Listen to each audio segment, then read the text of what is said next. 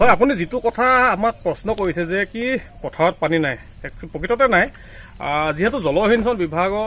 তৰফৰ পৰা আমাৰ শিৱসাগৰ হাঁহচোৱাত প্ৰায় কেইবাটাও প্ৰায় 4-5টা মান যেহেতু জলসিঞ্চন বিভাগৰ ইয়াতে আছে অনুষ্ঠান আছে কিন্তু আসলে তেওঁলোক আসলে কিহৰ কাৰণে তেখেতলোকে এতিয়ালৈকে পানী যোগান ধৰিব পৰা ইয়াক অবুজ হাতৰ বুলি ক'ব লাগিব খেতি পথাৰত আপোনাৰ এতিয়া হাউন মাহলৈ বৰ বেছি সময় নাই যেহেতু মই এজন সংবাদকৰ্মী তথাপিতো মোৰ যদি মই জাপিটো খুলি দিছো আপোনালোকে মোক চিনি পাইছে নিশ্চয় ময়ো এজন কৃষক হয় কৃষক হৈও মই আজি পথাৰত যেতিয়া গৈছো তেতিয়া মই দেখা পাইছো কি খেতি পথাৰত যেহেতু পানী নাই পানীৰ অভাৱ সেই পানীৰ অভাৱটো আসলে পূৰণ কৰিবৰ বাবে যি জলসিঞ্চন বিভাগ আছে জলসিঞ্চন বিভাগৰ তৰফৰ পৰা কোনো ধৰণৰ ব্যৱস্থা গ্ৰহণ কৰা নাই এটা কথা ক'ব লাগিব যেহেতু আমাৰ শিৱসাগৰ জিলা যিজন বিধায়ক অখিল গগৈ ডাঙৰীয়া এজন কৃষক নেতা বুলিয়ে ক'ব লাগিব কৃষক নেতাজনে আসলে বৰ্তমান সময়ত যি এই কৃষি কাৰ্য কৰাত যিসমূহ কৃষক আছে কৃষকসকলক যাতে কেতিয়াকে ন্যায় দিব আসলে পানীৰ অভাৱত যেহেতু বৰ্তমান সময়ত এজন কৃষি কাৰ্য কৰিবলৈ পৰা নাই বুলি ক'ব লাগিব ৰাতিপুৱাৰ পৰা মই 6টা বজাতে মই যেহেতু পথাৰত গৈছো যে কি আমাৰ যিখিনি কাম আছে পথাৰত সেই পথাৰৰ কামখিনি কৰাত আমি সঁচাই অসুবিধাৰ সন্মুখীন হৈছো এই যি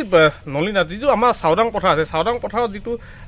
দেখা পোৱা গৈছে যিসমূহ পানী ওলোৱা যিসমূহ ঠাবুল আছে ঠাবুলসমূহ বৰ্তমান হাবিব গছ বনেৰে আগুৰি আছে এইসমূহ আসলে পানী ওলোৱা হলে নিশ্চয় চাফ চিকুণ হৈ থাকিলেহেঁতেন কিন্তু বৰ্তমান সময়ত এই জলসিঞ্চন ব্যাগুম যিটো ৰাজ্যৰ যিটো জলসিঞ্চন বিভাগ আছে জলসিঞ্চন বিভাগৰ যিসমূহ কৰ্মচাৰী আছে কৰ্মচাৰীসকলে ইয়াৰ পৰা দৰমহা খাই আছে কিন্তু সেই দৰমহা খাইছেহে হয় তেখেতলোকে আজিলৈকে তেখেতলোকে পানী দিবলৈ যেন সক্ষম নহল আসলে মই এটা কথা ক'ব বিচাৰিম যে কি যেহেতু এই জলসিঞ্চন বিভাগৰ যিসমূহ বৰমূৰীয়া আছে এজন মন্ত্ৰী আছে তেখেতৰ দৃষ্টিগোচৰ হওক আৰু এই যি আমাৰ যি কৃষকসকলে যি খেতিৰ বাবে এই খেতিৰ যিটো উপযোগী সময় বুলি ক'ব লাগিব এই শাওণ মাহ অহা কালিলৈ পৰহিলৈ সমাগত কিন্তু এতিয়া যদি এনেকে যদি কৃষকৰ যদি মূৰৰ ঘাম মাটিত পেলাই যিসমূহ কৃষি কাৰ্য কৰিলে তাত যদি এতিয়া বৰ্তমান যদি কঠীয়া যদি ৰুব নোৱাৰে তেনেহ'লে এই যে পথাৰখন যে চন পৰি ৰ'ব এইটো একদম সম্পূৰ্ণ সত্য কথা আৰু লগতে আৰু এটা কথা ক'ব বিচাৰিম যে কি অলপ আগত আমি দেখা পাই আহিছিলোঁ যে কি মণিপুৰী গাঁও সমীপত যিহেতু এখন নাও বুলি ক'ব লাগিব জলসিঞ্চন বিভাগৰ তাতে পৰিত্যক্ত অৱস্থাত আছে সেইখনো মামৰে ধৰিলে সেইবিলাক দেখা নাপায় কিন্তু এইবিলাক যিসমূহ কৃষি পথাৰ আছে সেই কৃষি পথাৰত যাতে পানী যোগান ধৰে সেয়াই মই আহ্বান জনালো আপোনালোকৰ এই বৰ্তমান পথাৰত কি অৱস্থা কেনেকুৱা আমাৰ পথাৰত পানী নাই বৰ্তমান জলসিঞ্চন ব্যৱস্থা আছে কিন্তু পানী নোলায় মানে যোৱা বছৰ বেয়া হ'ল তাৰ বিকল্প ভাল কৰিবলৈ মানুহ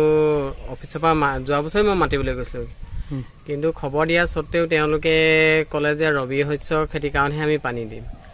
কিন্তু ৰবি শস্যৰ খেতি কৰা আমাৰ ইয়াত এজনো কৃষক নাই গতিকে মই ক'লো আমাক অতি সোনকালে পানীৰ ব্যৱস্থাটোহে লাগে ধান খেতিৰ কাৰণে ধান খেতিটো আমাৰ প্ৰধান ন তাৰপৰা আজিলৈকে ক'তা দেখা দেখিয়ে নাই জলসিঞ্চন বিভাগৰ মানুহ আমাৰ এইটো জলসিঞ্চন হৈছে 1 নম্বৰ জলসিঞ্চন হাঁহচোৱাৰ চাউদাং পথাৰ আৰু এই পথাৰখনত নাইকৈ 6-7খন গাঁওমান লগ লাগি পথাৰখন আছে আৰু সেই পথাৰখনত দুটা আছে জলসিঞ্চন এটা মৰাণ গাঁও এটা চাউদাং গাঁও কিন্তু দুইটা একেই বিকল্প পানী নাই পানীৰ অভাৱ এতিয়া মানে এনেকুৱা হৈছে পানীৰ কাৰণে আমি আলি দিবলৈও যাব পৰা নাই ৰোৱাটো বাদেই আলি দিবলৈও যাব পৰা নাই কাষ কাটিবও পৰা নাই শাওণ মাহ সমাগত কাইলৈ পৰহি শাওণ মাহটো সোমাব এতিয়া কাইলৈ পৰহিলে এতিয়া শাওণত ৰুলেহে আমি শালি খেতিৰ কাৰণেতো শাওণ মাহটোৱে লাগে লাহি খেতিৰ কাৰণে শালি খেতিৰ কাৰণেতো ভাদমহীয়া হ'লেও হ'ব ভাদ মাহতো আৰু আজিকালি শালি খেতি নাইকিয়া হ'ল লাহি খেতি যিহেতু চব মানুহ এতিয়া কঠীয়া তুলিম ধুনীয়াকৈ পাৰিলে কঠীয়া তুলিম বুলিওতো তুলিব পৰা নাই কঠীয়াটো তুলিলোৱে যেনিবা যেনে তেনে ৰুম ক'ত পানী নাইকিয়া পথাৰ ৰুলেহে হ'ব এতিয়া কি বিচাৰিব আপোনালোকে কি হোৱাটো বিচাৰে এতিয়া আমাক পানী যোগানৰ মেচিনটো ভাল কৰি দিয়ক তেওঁলোকে চৰকাৰৰ ফালৰ পৰা ভালকৈ নতুনকৈ কি আঁচনি তেওঁলোকে ল'ব পাৰে কেনেকৈ বিজ্ঞানসন্মতভাৱে পানী দিয়া ব্যৱস্থাটো কৰিব পাৰে আৰু লগতে দেখা পাই আছো যে কি যিসমূহ পানী ওলোৱা যিসমূহ স্থান আছে তাত হাবি বন গছ গজিব গজিবই আৰু গজিবই মানে কি পানী ওলালে বন নাইকিয়া হ'ব আৰু পানী নোলালেহে বন ঘাঁহ গজি থাকিব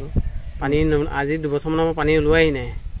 ইয়াতো এটা কৰ্মচাৰী আছে কৰ্মচাৰীটো দৰমহা লৈ আছে বা ইয়াৰ মেৰামতিৰ কাৰণেওতো চৰকাৰে টকা এটা দি থাকে নিশ্চয় দিবই প্ৰত্যেকখন স্কুলৰ কাৰণে যদি মেৰামতিৰ কাৰণে টকা আহে প্ৰত্যেক বছৰে ইয়াৰ কাৰণেতো আহিব প্ৰত্যেক বছৰে মেৰামতিৰ কাৰণে সেই টকাবোৰ গৈছে কি চৰকাৰলৈ কি অনুৰোধ জনাব চৰকাৰলৈ অনুৰোধ মানে মেৰামতি কৰি কৃষকৰ সপোনবিলাক হাঁহি বিৰিঙাবলৈ চেষ্টা কৰক কৃষকে যেনেকৈ বিচাৰিছে আৰু যিহেতু আমাৰ শিৱসাগৰ জিলাখনেই কৃষক মুক্তি সংগ্ৰামৰ পৰা বিধায়ক হৈছে আৰু সেই বিধায়কজনেও এইখিনি চাওক যে কৃষকৰ অৱস্থা কি হৈছে, পথাৰত পানী আছে নাই। নাঙল পাৰ্টি এনেই নহ'ব, এনেই চিঞৰ বাখৰ কৰি বিধায়ক হ'লেই নহ'ব নহয়। কৃষক মুক্তি সংগ্ৰামৰ ফালৰ পৰা কৃষকৰ মেইন অভাৱবিলাক পূৰণ কৰিবলৈ চেষ্টা কৰিব লাগিব। যিহেতু কৃষি প্ৰধান, যিহেতু অসমীয়া হওক ভাৰতীয় হওক কৃষি প্ৰধান দেশ বা ৰাজ্য, আৰু তেওঁলোকে এটা গুৰুত্ব দিব লাগে আৰু ধুনীয়া আছে। এটা সৰু হওক, কোনোবাই এপোৱা খেতি কৰিছে, কোনোবাই 10 পোৱা খেতি কৰিছে। 10 পোৱা খেতিজনকো সমানেই চকুৰে যি ধৰণে মানে চৰকাৰে চাই, এপোৱা খেতি কৰাজনকো সেই একে দৃষ্টিৰে চাব লাগিব। এপোৱা খেতি কৰাটো পানীৰ অভাৱ বা 10 পোৱা খেতি কৰাজনো কৃষকৰো পানীৰ অভাৱ।